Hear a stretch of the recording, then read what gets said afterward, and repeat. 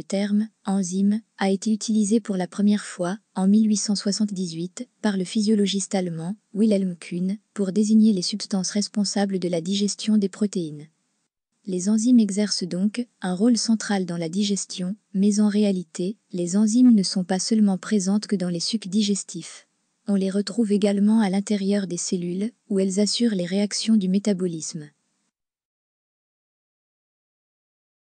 Quelle est donc la structure moléculaire des enzymes, les rendant capables de réaliser leurs fonctions?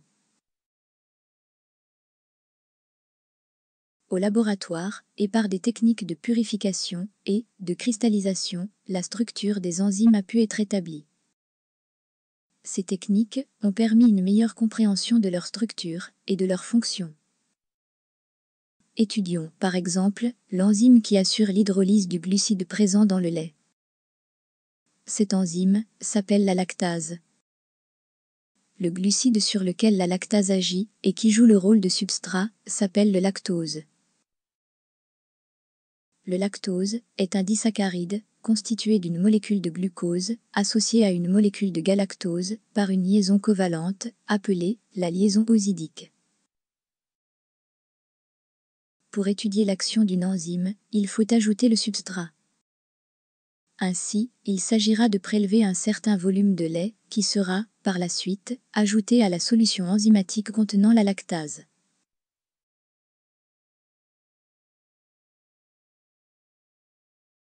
Classiquement, une enzyme présente dans sa structure une région restreinte, appelée le site actif.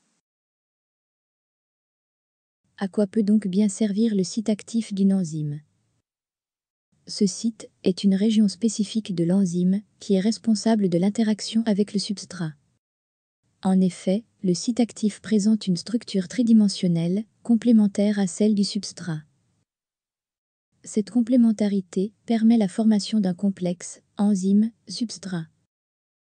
Ce complexe est caractérisé par des interactions faibles, mais spécifiques, entre l'enzyme et le substrat. Ces interactions permettent à l'enzyme d'orienter le substrat dans une position optimale pour la réaction biochimique. Une fois que le complexe enzyme-substrat est formé, l'enzyme peut catalyser la réaction chimique en convertissant le substrat en produit.